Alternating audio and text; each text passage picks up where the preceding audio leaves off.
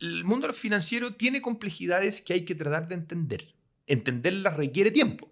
Por lo tanto, si alguien va a meter sus pesos en algo, estúdielo. Arreglar la educación técnica en Chile no tiene ningún sentido si no le vamos a dar una valoración social a la persona que termina ese nivel de educación. Tiendo a ver a los economistas enfocados en eso y no mirando a qué país nos invita esta reforma. Y a mí, hasta aquí, me invita al 2015 y no al 2040.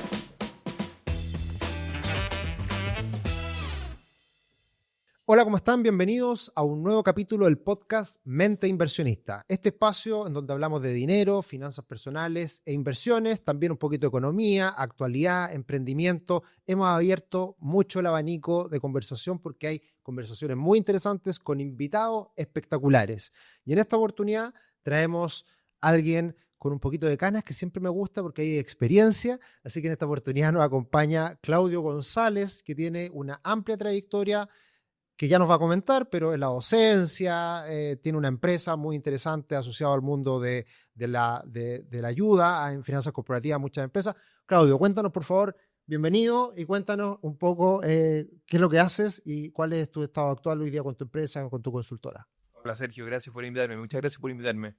Sí, pues, varias canas ya, Sí. varias canas, sí, es cierto. A veces uno cree que no son tantas, pero son tan necesarias. Pero algunas son por la experiencia que uno gana, sí. Yo soy socio, fundador de GH Capital Invest, que es una empresa consultora que se dedica al apoyo a empresas pequeñas y medianas en temas de planificación financiera, elaboración presupuestaria, seguimiento de financiamiento, por ejemplo, estructuraciones y también procesos de manejo, o sea, compra y venta. A veces estas empresas no saben cómo hacer los procesos de compra y venta, pero tienen a lo mejor una oferta de compra de alguien y no saben cómo hacerlo, los ayudamos a eso. O sea, tratamos de incluirlos en el mundo financiero un poco más sofisticado, empresas que están un poquito más fuera de ese mundo en general. Perfecto. Y también soy fundador de Lab Finanzas, que es un sitio de información financiera. Estamos en Instagram bien activos.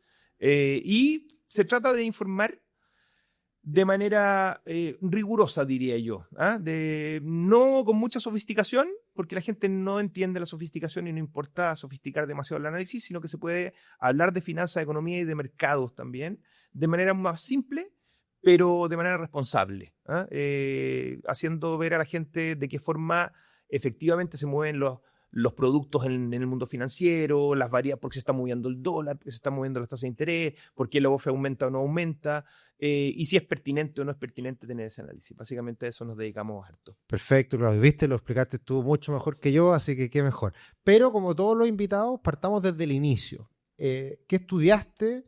¿Cuáles fueron tus primeros trabajos? ¿Cómo ha sido esta evolución en el mundo financiero? Nos conocemos hace hartos años también en la docencia, así que cuéntanos un poquito cómo ha sido esa carrera. Sí. Bueno, soy ingeniero comercial, economista de la Católica, y después con posgrado con un MBA en la Universidad Pompeu Fabra en Barcelona, con los cursos de PhD en finanzas, pero no me daba para quedarme los 2 años adicionales haciendo la tesis, digamos. Además, no me iba a dedicar a la academia pura tampoco, tenía claro eso. Así que me he dedicado al mundo financiero, yo diría que el 95% de mi larga trayectoria, casi 30 años de experiencia laboral, harto. En el mundo financiero, compañías de seguro, por ejemplo, trabajando inicialmente hasta que llegué en áreas de inversión, hasta que llegué al mundo público, que son 10 años que me gustaron mucho, y me hizo aprender mucho también. Superintendencia de bancos por una parte y Banco Central por otra. Cuando la superintendencia de bancos estaba separada de la superintendencia de valores. Exactamente, cuando no era Comisión para el Mercado Financiero aún, estaban separadas ambas y la superintendencia de bancos se dedicaba exclusivamente a monitorear al sistema bancario. En ese tiempo habían incluso hasta financieras en los años 90, que después fueron absorbidas por los bancos. Me tocó un lote de temas que hoy día de alguna manera están más resueltos, pero, por ejemplo, las tarjetas, cómo incorporar el análisis crediticio y de riesgo de las tarjetas de las casas comerciales a ser un medio de pago. Perfecto. La gente se olvida de eso. Sí, las tarjetas que hoy día son de casas comerciales que sirven para pagar en cualquier parte, En ese tiempo no Era otro bicho. era otro mundo, Claro. era otro bicho, era otro Claro. animal. Claro. Y había que ver cómo uno lo incorporaba de tal manera que no fuera un riesgo que estuviera fuera de la regulación, por ejemplo. Cuando eran bancos. Eran exactamente. Entonces, no eran bancos tampoco. Después empezaron a formarse los bancos que provenían de las casas comerciales. Claro. Banco Falabella, Banco Rico, Rico. por ejemplo. Exacto. Así que me tocó formar parte un poco de todo ese análisis que fue súper interesante. Y otra cuestión que también fue muy, muy central en mi trabajo, tanto en la Superintendencia de Bancos como en el Banco Central. Después de la superintendencia pasaste al Banco Me fui al Central. Banco Central directamente. Perfecto. Me llamaban al Banco Central para irme, porque habíamos trabajado mucho en equipos técnicos conjuntamente. Claro. Entonces me conocían, los directores del Banco Central me conocían y me llamaron para ir a formar parte. ¿Y el del Banco equipo. Central en qué área?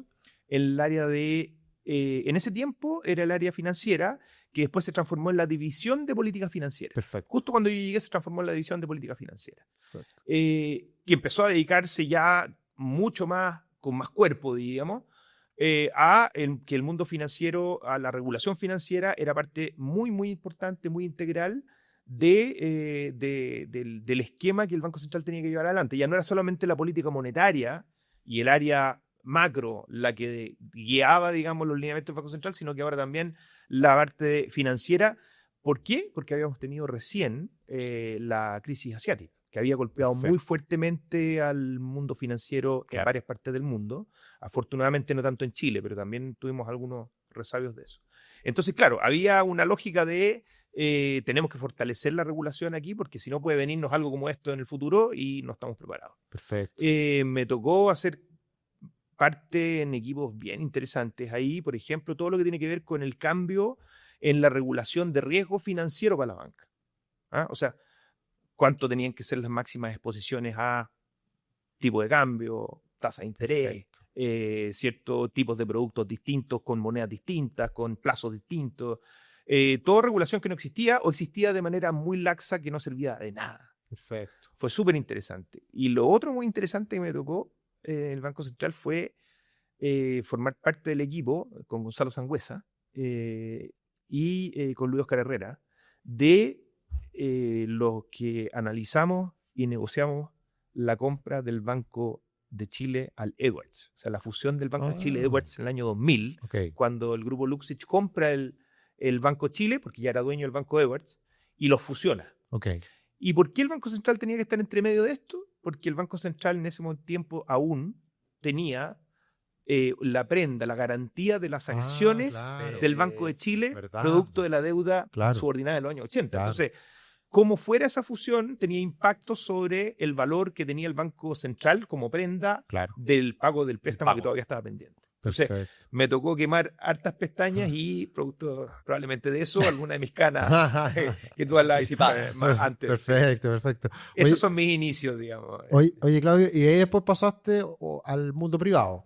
Y ahí ya al mundo más de la inversión, mundo más... Ahí pasé al mundo más de las inversiones, sí. Y ahí me fui, primero, fui a estudiar fuera, volví, estuve haciendo un poco de consultoría como externo a la misma superintendencia de banco incluso, en temas de riesgo financiero precisamente, hasta que luego de un paso breve por la academia, me fui al mundo privado como gerente de estudio, de estrategia en corredores de bolsa. Perfecto. Sí. ¿Y ahí en cuál estuviste? Porque entiendo que terminaste antes de la consultora tuya en Tanner. Tanner Corredora de Bolsa, sí. Ya. Sí. Ah, ya en la corredora bolsa. Sí, Perfecto. en la Corredora de Bolsa, sí, exactamente. ¿Y tu beta en los medios, que ya llevas tanto tiempo apareciendo en prensa? Harto tiempo, sí, ¿sabes? sí, sí. ¿Dónde comenzó Yo no sé eso? muy bien por qué surgió, Ah, esto, ya. la verdad. Yo no sé muy bien por qué, a quién le pudo interesar, pero a alguien le interesó. Yo te diría que fue más o menos por ahí, por el 2009, 2010, que empezaron a llamarme. Siempre me acuerdo mucho de un par de, prefiero no revelar los nombres, Ya. pero un par de periodistas muy conocidos hoy día, Ya.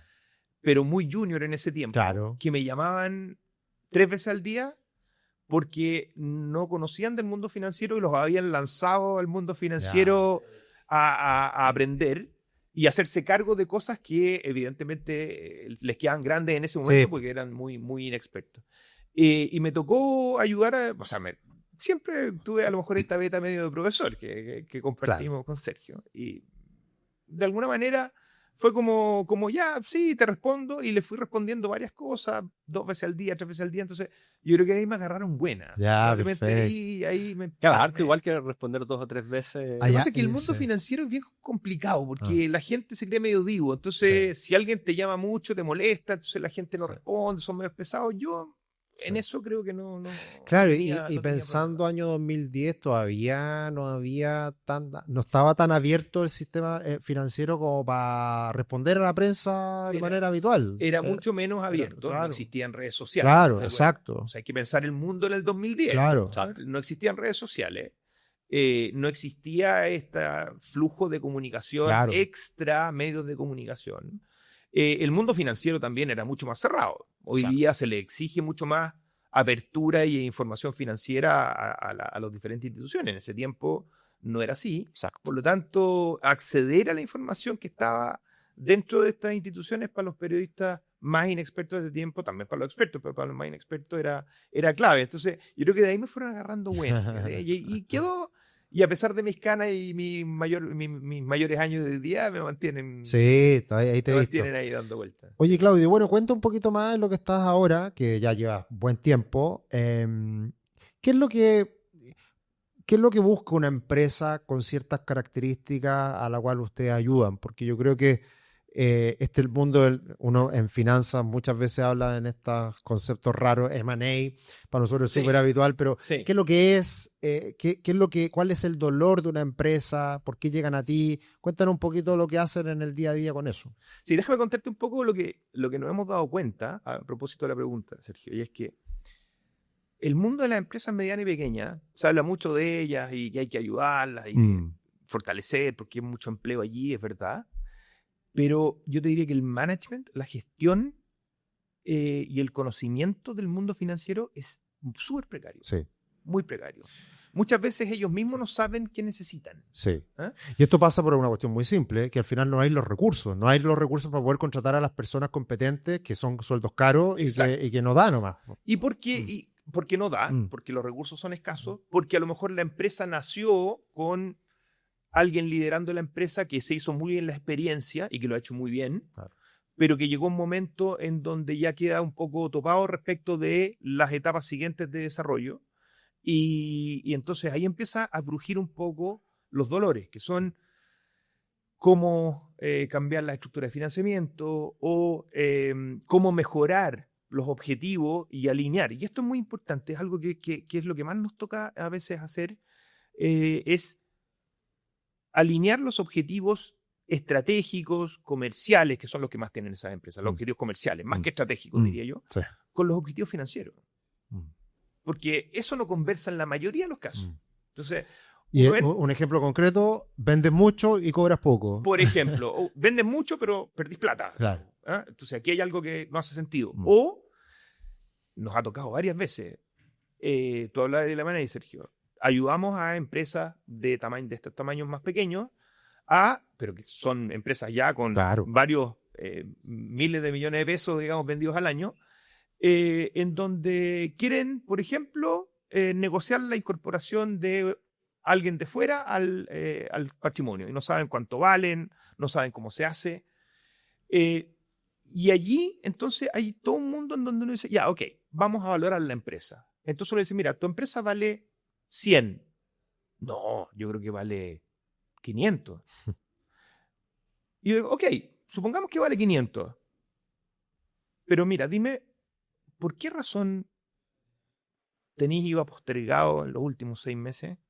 Si vale 500.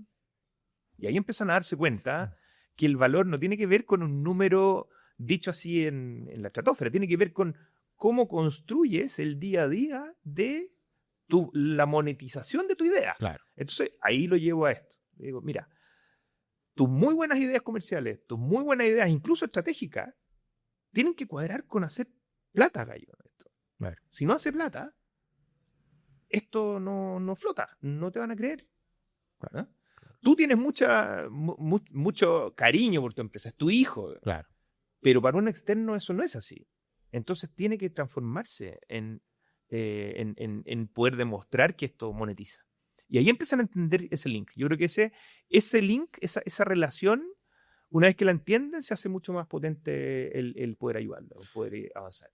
Tener tranquilidad financiera no se trata de saberlo todo, se trata de estar bien acompañado. En Patrimor somos una empresa chilena experta en planificación financiera, asesores independientes y certificados por la CMF. No somos un banco ni una AGF, no vendemos productos financieros y no tenemos conflictos de interés. Ayudamos a las personas a ordenar sus finanzas, desde deudas hasta inversiones, para aumentar el patrimonio. En Patrimor te acompañamos para que tomes decisiones financieras con criterio, independencia y foco en lo que de verdad importa para ti. Y es súper importante, en definitiva, cuando alguien quiere fusionar a su empresa, incorporar un socio, venderla, saber cuáles son ciertos parámetros, indicadores que te pueden dar valor a esa empresa. Exacto. ¿Y cuáles crees tú que podrían ser algunos como indicadores que uno debería ponerle énfasis? ¿Cuáles son como señales realmente que le dan valor a tu negocio? Mira, ahí en este tipo de empresa, el presupuesto caja. Ya. O sea, hacer un presupuesto caja y se dan cuenta inmediatamente. Nosotros elaboramos un presupuesto caja en base a una modelación. Hay harta hora hombre metida en un modelo al que incorporamos los balances de la empresa. Yo digo, mándame tu balance, el 8 columnas, el que tú mandáis a impuestos internos, Claro. mándamelo. Entonces, lo metemos a un modelo y eso nos genera una proyección de cosas. Ya. Entre ellas, la más importante, yo creo, para el corto plazo y para el mediano, es en todos los meses poder hacer presupuesto caja positivo. Si no, Perfecto. entonces aquí hay algo que está pasando que tenemos que arreglar. Perfecto. Y eso normalmente los dueños de estas compañías tal vez lo tienen como medio metido en su experiencia, pero no saben cómo hacerlo. Claro. No saben cómo visualizarlo de tal manera poder ir a gestionarlo. ¿Ah? No te tocan las perillas al final para ir estar cuadrado en el carro. Es bien potente decirle, mira, estamos en enero, ¿cierto? Yo ya hice el cálculo y yo sé que en agosto tenía un desbalance de caja de 27 millones de pesos. ¿Cómo lo voy a solucionar? Claro. Entonces Sí. ahí se dan cuenta de, ¿y por qué? Por esto y este motivo. Claro. Ah, sí, tenés Claro. razón. Y todos los Entonces, años, justo ahí en nos agosto, cuadra. a mitad de año, viene una caída por no sé qué cosa. Y ahí es donde aparece el siguiente paso, que es estructura de financiamiento. Y de ahí dónde- aparece exactamente. Y ahí ocupáis las tarjetas de crédito, o ocupáis la línea de crédito, o ocupáis un O crédito la corto tatu- plazo. Lo que la literatura Claro. es el pecking order, Claro. digamos. Mira, ¿cómo endeudarte mejor? Claro. Porque también es un mito que hay que romper. El que me toca algunos clientes que quieren evitar la deuda Claro. o reducir la deuda al máximo. No necesariamente. Claro. Si la deuda tiene que ser sana, digamos. Si el Exacto. punto es ese. Tiene que estar controlada. Tiene que estar controlada y la forma de que la deuda esté controlada es que tú monetices bien tus objetivos comerciales y estratégicos. Si eso no pasa, la deuda se transforma en un problema. Perfecto. ¿Ah? Y esto le pasa a las empresas pequeñas y medianas, que son las que atendemos nosotros, a las grandes también y a los países también, digamos, en la medida en que, Claro. en que les ocurren las mismas cosas. Digamos. Exacto. Y a las familias también. Digamos, las familias también. Tener deuda no es un problema si es que tú tienes la previsión de que la puedes pagar y que tus ingresos van a ser recurrentes y vayas a poder pagarla. Que al final es el rendimiento de tu capital. Si es Exacto, alto, ¿cuál es el problema de tener deudas? Exactamente, Mm. pero teniendo en cuenta que puedes pagarla porque tus ingresos son más o menos constantes o recurrentes o ciertos.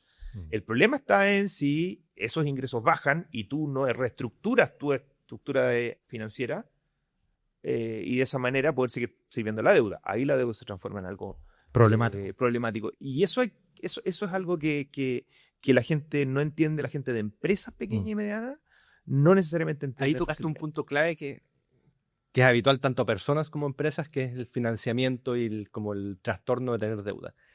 De cara a una empresa, si uno lo mira en términos de balance, ¿qué es sano y qué no es sano? Porque claramente es fácil decirlo si no puedes pagar, pero más o menos tener un par de ratios dentro del... Es re importante ahí medir. Siempre la gente tiene como en la cabeza, bueno, ¿cuánta deuda respecto a tu patrimonio? Digamos, claro, o los activos también. Claro. Y ahí, yo siempre digo, eso es una ilusión finalmente. Porque la deuda tenés que pagarla, y es verdad, y está ahí, es un monto que te van a cobrar en algún momento del tiempo. ¿Y tu patrimonio dónde está? Entonces me miran así, ¿cómo dónde está? ¿Dónde está? Lo tenés en el cajón de tu escritorio. ¿Dónde está el patrimonio? ¿Dónde están los, no sé, 1.200 millones de pesos que tú me decís que tenés de capital, digamos, 5.000 o 500, el monto que sea, digamos, o los 10. A veces empresas que valen 50.000 millones y tienen 10 millones de pesos de capital, digamos, en la escritura. Claro. ¿Dónde está eso? Y no me saben responder. Está en tu activo, está en lo que tú haces, digamos, todos los días. Entonces, si tú lo que todos los días haces no te renta, no vas a poder pagar la deuda y esa la tenés que pagar sí o sí. Entonces, el tema, el deuda capital se me pierde ahí porque el patrimonio o el capital de la empresa está invertido en los activos. Me gusta más por el lado del flujo, en realidad. Ponle atención a tu rendimiento. ¿Qué porcentaje de flujo? Tu rendimiento operativo respecto a lo que tienes que servir de la deuda. Tienes que tener por lo menos 2,5 veces eso. Controla que tu rendimiento operativo esté por sobre. Claro, si tenés 1,5 vez la deuda, estás en un problema porque podéis tener algunos otros baches entre medio que te hagan no poder terminar con utilidad al final. Pero si tienes 2 veces el nivel de rendimiento operativo, resultado operativo, EBIT, respecto del pago de la deuda, no que sería como para ponerlo en castellano sencillo, que finalmente sí. Pensándolo en un presupuesto de persona, 50% de los ingresos podría ser pensado en una empresa de tu flujo libre, por así decirlo. Por ejemplo, claro. O sea, si tú ganas, para hacerle un palabra bien sencilla, si ganas 10 millones y te sobran 5, perfectamente 2,5 podrías tenerlo en deuda. Pero ganas 5 después de que pagaste todo, sí, incluido a la persona de la limpieza, todo, claro. O sea, ahí ganas 10, gastas 5, te sobran 5, y de esos 5, 2,5 podría llegar. Claro, pero no ganas 10. Ganas 10 y te vienes endeudado 5. Claro, eso ya es un poco un problema. Más estresado. Yo creo que ahí eso es algo que hay que ir controlando y que mantener controlado. Hay periodos en los que se puede ir un poquito más abajo o más arriba, pero hay que controlar eso. Y pasando en tu experiencia para este grupo de empresas que son pequeñas y medianas, ¿cuál es la normalidad del mecanismo de financiamiento? Buena pregunta. En términos de la estructura y por otro lado el proveedor de ese financiamiento. Sí, la mayoría son instituciones financieras formales, digamos. La mayoría son bancos. La mayoría. Hay algunos, los menos, que ya se han abierto al mundo privado, diría yo, que el mundo del capital privado, de financiarse de alguna manera con instituciones financieras, formales, no bancarias, pero el mundo privado. Y en esa instancia ya hay algunas que de las cuales hay que preocuparse, que empiezan a ocupar el factoring como una forma de solucionar su problema. También. Y ahí ya hay algo que hay que preocuparse, pararlo, porque eso, cuando se hace crónico, eso es muy probable. Es una bicicleta difícil salir de ella. Termine muy mal. Claro, y aparte que son tasas muy altas en términos anuales. Claro, son tasas muy altas y empieza a haber una dependencia, porque claro, te soluciona el corto plazo. Entonces te sientes que la anticipación de los flujos de una factura que se diste te deja tranquilo hasta el próximo mes, digamos. Y estas empresas viven de mes a mes. Claro. Excepto algunas que ya han logrado un cierto nivel de desarrollo, viven del mes a mes, muchas de ellas. A pesar de que son empresas que, como les digo, son decenas de miles de millones de pesos, digamos, al año. Pero igual viven del mes a mes. Impresionante. Sí. Entonces, es como decir, mira, ten cuidado con esto porque si esto se hace crónico, me refiero a la recesión de factura, si se hace crónico, empiezas a tener una cultura. O sea, el jefe finanza le dice al analista, preocúpate del tema del factoring, y el tema del factoring está resuelto por el analista, entonces él se deja preocupar hasta el próximo mes. Claro. Y el próximo mes, ¿qué va a hacer? Bueno, va a ocupar el factoring de las facturas que vienen, porque es la manera más fácil de ir solucionando este problema, porque además en estas empresas el día a día los come, entonces no tienen tiempo para planificar de qué manera esto lo paran en algún momento y empiezan a reestructurarse. Entonces, ahí hay una forma de financiamiento que es un poquito perversa. Pero yo diría que bancario fundamentalmente. Algo de capital privado se han ido ampliando. ¿Y el tipo de crédito? Normalmente que mucho crédito de corto plazo. Crédito corto plazo. ¿Y estilo bullet o crédito comercial común y silvestre? Ahí han empezado, es que los bancos han empezado a hacer estructuras más creativas. Entonces hay varios que tienen estas formas más bullet, digamos, en donde es una solución porque te permiten pasar varios periodos sin pagar nada, pero te va a venir en algún momento un botón más o menos importante. ¿Si puedes explicar, Claudio, cuál es un crédito bullet para que nos entiendan? Claro, un crédito bullet en general ¿qué es lo que hacen estas empresas? Van al banco y le dicen, mira, necesito capital, pero mi estructura de ingresos en general es tal que, por ejemplo, nos ha tocado empresas del mundo del retail, que tienen ciertas fechas en el año que son clave. Día de la Madre, fin de año, Navidad. Esas 2 fechas son clave. Entonces, una estructura de financiamiento en donde les van a cobrar una cuota todos los meses no les sirve, porque hay muchos meses en donde su facturación cae mucho y por tanto pagar una cuota alta les complica. Entonces los bancos se han adecuado a eso y les ofrecen una estructura en donde les atrasan las cuotas y se las juntan todas en un pago más cuotón tipo final, que cuadra con la fecha en que ellos facturan mucho más, que por ejemplo podría ser la Navidad. Perfecto. Entonces, esa estructura les cuadra bien, pero hay que tener cuidado en que esa estructura tenga el correlato de cómo ganan los ingresos. Nos volvemos al mismo tema. En el fondo, si esa estructura tiene ese correlato, yo no tengo ahí inconveniente porque uno lo puede controlar. El problema es que si esa estructura no tiene correlato con los ingresos, y los ingresos me los gané en junio y tengo el gran cotón en diciembre, entre junio y diciembre pueden pasar muchas cosas en las que tú necesites gastar la alta facturación de junio y por tanto llegas a diciembre sin poder pagar. Entonces, ahí hay algo que hay que controlar, precisamente. Al final que no te termine desordenando y que no sea peor el remedio que la enfermedad. Exactamente. Ordenamiento financiero, que es algo súper simple, lo entendemos todos, que es, mira, cómo me gano los ingresos mes a mes que cuadre con cómo más o menos tengo que ir pagando. Exacto. Perfecto. ¿Te fijas? Entonces, creo que eso es súper sano. Última pregunta, yo creo que es buena para la audiencia, pero ¿por qué usaría deuda? ¿Por qué usar en casos bien concretos como utilizable? O sea, y con ejemplos más que una empresa, es medio obvia la pregunta para nosotros. Como esta podría usar deuda o sería conveniente. ¿Para qué? O sea, más que el para qué, ¿qué debería lograr con esa deuda para que valga la pena tomar la deuda? Y esa es mejor la pregunta. Esa es una buena pregunta. Es una buena pregunta a explicar bien, porque en general todo el mundo, todos los que nos dedicamos a este mundo financiero entendemos que es rentable. ¿Qué significa eso? Básicamente, yo diría que la explicación que me hace más sentido es decir, mira, si tú tienes que financiar la operación de un año y la financias con tu propio capital, vas a obtener la rentabilidad de lo que sea el rendimiento de vender el ciclo de negocio, vender, obtener las utilidades sobre esos 100 pesos de capital. Pero ¿qué tal si en vez de poner tú los 100 pesos, le pides al banco que te coloque 50 y tú colocas solo 50 y los otros 50 los dejas para otra inversión de otro tipo? Este rendimiento del ciclo del negocio, que lo vas a financiar 50 y 50 con el banco, ¿cierto? Te va a rendir lo mismo para este nuevo 100, va a rendir lo mismo. Pero resulta que tú solo colocaste 50 de esos 100. Sí, pero tengo que pagar la deuda. Sí, pero la deuda es un monto fijo. Por lo tanto, si tu ciclo de negocio es muy bueno, pagas la deuda y todo lo que te quede por sobre ese pago de la deuda va a rentabilizar mucho más tu 50 pesos de capital, que es un monto menor que colocaste al principio. Por lo tanto, el negocio para ti fue mejor. Lograste pagar la deuda, que es un monto fijo, y todo lo que hiciste de bien por sobre eso va a ser completamente para ti. Entonces, te ayudaron 50 pesos a pagar la deuda por un monto fijo, sin que aumentara el costo de eso, y el resto, todo lo bueno que vino, es todo completo para ti. Es un buen negocio. Que en definitiva esa operación entregue retornos muy superiores respecto al capital puesto y que absorba incluso la deuda, pagar el costo. Exacto. Entonces los rendimientos mejoran mucho.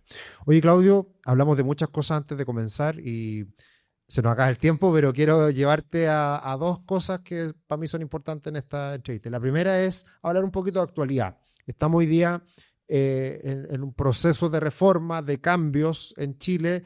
Me gustaría saber tu opinión, ya que trabajaste en el mundo político, sabes mucho de economía y siempre tienes una opinión válida para esto. Así que, ¿cómo lo ves? ¿Qué cosas buenas, qué cosas malas? ¿Cuáles son los desafíos? Yo creo que el proyecto es un proyecto... incluso te comentaba, escribí una columna hace un par de semanas atrás sobre esto. El proyecto a mí me parece que tiene lineamientos que son correctos. Eso es lo primero. Es decir, pensar en invariabilidad tributaria, de largo plazo, inversiones grandes, baja de impuestos, pensando en llevar a los impuestos a un nivel más o menos alineados con nuestros pares de la OCDE. No irnos a cero impuestos. Claro, no irnos a Irlanda. No irnos a Irlanda, sino que volver a los niveles más normales para las empresas, mantener el 12.5% para las empresas pymes, también me parece importante. Desregular toda la permisología ambiental. Ojo, esta no es la sectorial del gobierno del presidente Boric, sino que es la ambiental, es decir, que existan reglas más claras en cómo se inician y aprueban o no los permisos para proyectos que tienen impactos ambientales, eléctricos, ¿verdad?, de agua, etc. Todo eso me parece muy correcto. Pero mi punto es que esto nos hace un poco volver hace 10 años atrás. O sea, nos hace volver a ser el país que éramos hace 10 años. Lo que está bien, en mi opinión, porque nos va a permitir fortalecer digamos, la capacidad de inversión, que es lo que yo siempre digo, es la carretera por donde vamos. Si tenemos una carretera de un carril para ir y uno para volver, vamos a poder ir más lento, que es como estamos yendo hoy día, que una carretera de 2 o 3 carriles para ir y 2 o 3 para volver, que vamos a poder ir más rápido y más seguros. Entonces, tenemos que lograr que nuestra capacidad de inversión, y con ello el ahorro, también dar incentivos a que el ahorro, ¿cierto?, pueda financiar esa inversión, tiene que ocurrir. Todo eso me parece que en el proyecto está bien. Pero hay ciertas cuestiones que yo tengo la duda de si esto es un proyecto que, además de hacernos volver al año 2015 y fortalecer nuestra capacidad productiva, crear más empleo, disminuir el desempleo, todo lo que ya sabemos, aumentar el nivel de PIB, ojalá hasta 3,5%, 4%, fantástico. En los 90 crecíamos a 7,5% promedio anual, para que la gente más o menos tenga en contexto. Pero bueno, lo que sí tenemos que hacer es, creo yo, esfuerzos adicionales por entender a un país de largo plazo, que yo en este proyecto no lo veo. Y a mí, tal vez eso es mi punto central. Hay demasiada discusión sobre si algo en la mega reforma es bueno o es malo, si la invariabilidad tiene que ser 25 años o 15, de si es que esta reforma tiene o no tiene compensaciones fiscales porque tenemos el déficit fiscal grande. Todas esas discusiones son súper importantes, pero yo tiendo a ver a los economistas enfocados en eso y no mirando a qué país nos invita esta reforma. Y a mí, hasta aquí, me invita al 2015 y no al 2040. Claro. Y me gustaría que me invitara a un 2040. Y volver al 2015, posteriormente puede pasar todo lo que pasó. Y el 2015 vino el post-2015, en donde entramos en la etapa de baja productividad, bajo nivel de crecimiento, alto nivel de desempleo, porque se destruyó mucho de la capacidad que teníamos de generar inversión y ahorro y crecimiento. Eso puede volver a pasar. Aún pasando esta reforma, volviendo los niveles de crecimiento a 4%, bueno, tal vez podría perfectamente volver en el futuro a cambiar las cosas. El sistema político podría volverse creativo, como en general lo hace, y poner trabas a eso y volver a niveles mediocres como los que estamos hoy día. Entonces, la pregunta que yo plantearía es, ¿a qué país me invitan? Y yo veo que en el contexto internacional esa pregunta está más resuelta. Si tú vas a Estados Unidos o si vas a China, desde luego son las dos grandes potencias, pero uno podría poner a otros países un poco más pequeños también hablando lo mismo, pero ahí tú ves que hay una lógica de un país que pensó a 30 años, 40 años. Se ve mucho más claro en China probablemente hoy día porque ha sido muy rápido el desarrollo de las últimas décadas. Yo eso no lo veo en Chile. ¿Cuánto de la discusión sobre este proyecto está en un Chile del 2040? Más allá de que ojalá el Chile del 2040 crezca más del 4% anual. Sí, está bien, todos lo queremos, pero ¿cuáles son las palancas para que eso pase y para que se mantenga en el futuro y en el largo plazo? ¿Cuáles son tus grandes hitos o pilares donde tú verías un Chile distinto de cara al 2040? ¿Qué tendría que pasar? Todo el mundo habla de la educación, es verdad. Yo suelo hablar de la buena educación. La buena educación. Creo que la educación es tan... Yo no soy experto en educación, y que me perdonen la gente que es experta en educación, pero yo algo por ahí anduve dando vueltas en gestión educativa y creo que el modelo de de desarrollo educativo, estoy hablando desde lo pedestre, desde lo que aprende un niño, un adolescente y un joven en cada etapa de su desarrollo educativo, desde la sala cuna hasta la universidad o hasta el posgrado incluso. Allí no hemos hecho bien las cosas. No hemos hecho bien las cosas. O sea, las medidas son brutales. La mitad de los niños en cuarto básico no entienden lo que leen. Ojo, no entienden lo que leen. Y esto a mí me ha pasado. Les cuento una infidencia. Haciendo clase alguna vez, tenía 2 alumnos alemanes, un hombre y una mujer. Y les pasé una noticia del momento, del diario, a leer a mis alumnos, toda la mayoría chilenos, para discutirlo después. Entonces viene la etapa de la discusión, les di tiempo para leer, viene la etapa de discusión, y los primeros que levantaron la mano eran los alemanes. Y los alemanes hicieron mejor análisis que los chilenos respecto de lo que decía el artículo. Teniendo una lengua que no era la nativa, leyendo en un lenguaje que no era el nativo. Y un español no nativo. Y un español no nativo. Allí hay algo que te hace saltar inmediatamente, que nuestra aula no está funcionando bien. El modelo. O sea, más que el modelo quizás está como manoseado, sino cómo se enseña. Lo que estamos enseñando. No el qué se enseña, sino el cómo se enseña. La rigurosidad con la que estamos enseñando. O sea, yo soy profesor también, al igual que Sergio, hacemos clase, me toca a mí dirigir un diploma en la Universidad de Chile, de hecho. La rigurosidad con la que uno enseña. ¿Por qué? Porque un joven chileno no entendió más rápido que un joven alemán cuya lengua no era la materna, el español, 2 páginas de un diario. No, estoy hablando de un gran texto. No, un paper. Claro. ¿Te fijas? Entonces, ahí hay algo que me parece que no tiene que ver con lo que se habla de la educación, sino que más bien, ¿sabéis que nos despreocupamos de lo que pasaba dentro de la sala de clase? Eso es una cosa. Y lo segundo se preocupó estos últimos años del acceso a la educación. Del financiamiento, de los fierros, de quién es el dueño de los colegios, de quién es el dueño de la universidad, de si la inmobiliaria estaba separada o no estaba separada, no sé quién. Todas cosas muy bien, pero que nos desviaron de aquello que era importante, que era, yo siempre digo lo mismo, cuando el profesor cierra la puerta de la sala de clases, ¿qué es lo que pasa adentro? Claro. Eso a mí me parece que nos despreocupamos de eso. Y lo segundo es que hay todo un ámbito de educación, que es la educación técnica, a la que todos hemos mirado y desdeñado y despreciado durante mucho tiempo, y es precisamente aquella en donde había mucho valor para una cantidad de jóvenes que no fueron allí y prefirieron ir a la educación universitaria de dudosa calidad. Ahí, esto lo habíamos hablado un poco antes en bambalinas, pero ahora que lo dices, tocaste en los alemanes, me acordé un tópico de cómo es Alemania. En Alemania, para la educación, ¿cierto? Universitaria o técnica, te separan en el colegio desde muy chico. Claro.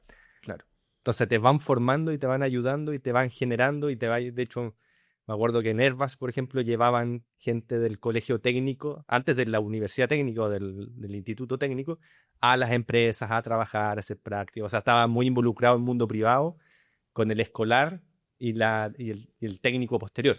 Eso es muy virtuoso. O sea, estaba todo conectado en el mismo carril. Eso es virtuoso porque pasa lo que al final yo digo que es lo clave, que es que arreglar la educación técnica en Chile no tiene ningún sentido si no le vamos a dar una valoración social a la persona que termina ese nivel de educación. Y la valoración social no es solamente pagarle mejor, sino que es que él o ella sienta que tiene un título que lo hace merecedor de un reconocimiento social. Está involucrado en la sociedad desde el minuto 1. Absolutamente. Ese valor. Absolutamente. Sí. Oye, Claudio, extraordinario, fantástico, me encantó. Y pasamos a la última pregunta que le hacemos a todos, que son la experiencia en inversiones y las buenas y las malas. Y siempre parto por las malas. Siempre todo el mundo cuenta las buenas, claro, pero es bueno las malas. Claro, sí. Que siempre hay anécdotas, hay cosas que de repente te pueden traer un recuerdo que quizás no es tan interesante, pero muchas veces uno aprende de aquello. Sí, mucho. Así que cuéntanos, ¿qué cositas hay? A ver, mira, más que experiencias mías, que he tenido varias malas, pero hay un par de cosas que a mí me parece que es bueno que la gente tome cierta conciencia, porque todos, que más que menos, invertimos un poquitito de plata y nos duele, digamos, claro. ¿Cierto? Por ejemplo, crisis del 2008. Crisis, me tocó estar en Correo en ese tiempo. Y me acuerdo que, de hecho, la caída esta de Lehman Brothers me tocó en el aeropuerto de Beijing. De hecho, estaba ahí viendo las pantallas que todo caía, era como un cambio de mundo. Bueno, vuelta a Chile de ese viaje que era por trabajo en particular de una cuestión. Vuelta a Chile y me tocó empezar a recibir a gente mayor en la corredora, gente mayor que venía con ahorros de 500, 600, 700, 1.500 millones de pesos de ese tiempo, que habían sido colocados en bonos que les habían sido vendidos como algo de renta fija, o sea que les habían dicho usted no va a perder plata en esto, bajo ningún concepto, pero que eran de empresas que le vendían vidrio, me acuerdo perfecto, Vitro, le vendían vidrio al sector inmobiliario americano. Quebraron, bueno, eran de vidrio, pero como piano. Sus bonos valían, ¿cómo le explicaba a esa persona a la que le habían vendido un renta fija? O sea que su capital iba solamente a subir, que ahora su capital era 1/3 y algo menos de ese monto. Con esto lo que quiero decir es, todo el mundo, me refiero a todo el tipo, no hay algo que no tenga riesgo en el mundo. Si a alguien le venden algo... experiencia, ¿esos personajes tenían solo eso? No, tenían algunas otras cosas más, pero una buena parte de su... Claro. Porque en los portafolios la mayor parte siempre es lo que tú consideras que es más renta fija. Por lo tanto, un 70% al menos del portafolio estaba invertido en eso. Claro, pero renta fija no diversificada, por así decirlo. Renta fija no diversificada. O renta fija que estaba diversificada en 2 o 3, pero esto le había dañado fuertemente todo ese mundo de la renta fija. Aquí voy con esto, a que pasó también, por ejemplo, con la gente a la que se le invitó, parte de algunos, y creo que de una manera no muy feliz, a la que se le invitó en estos asesores financieros que habían antiguamente online, digamos que le decían, cámbiese de fondo, ¿cierto? Cámbiese de lado, cámbiese a ley, porque ahora viene, Claro. el mundo se va a caer a pedazos mañana, entonces cámbiese a ley. Eso les produjo mucha pérdida a mucha gente. Porque el solo hecho de cambiar sin saber, y solamente por lo que alguien me pueda decir, más allá de yo analizar, le produjo pérdida a mucha gente.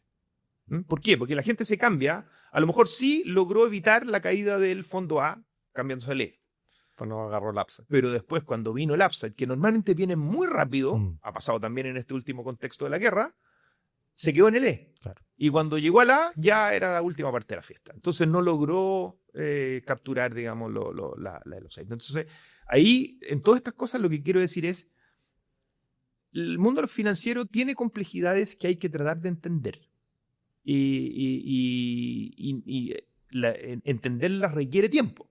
Por lo tanto, si alguien va a meter sus pesos en algo, estúdielo, pregunte, trate de investigar, y lo que no se entienda, pregúntelo de nuevo, digamos, porque realmente las variables financieras se mueven muy rápido y normalmente los incentivos en el mundo financiero de aquellos que le ofrecen cosas a la gente son diversos, por decirlo de alguna manera.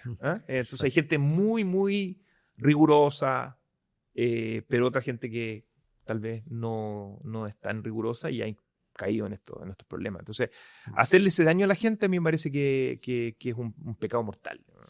Perfecto. ¿Y alguna historia feliz? Historia feliz.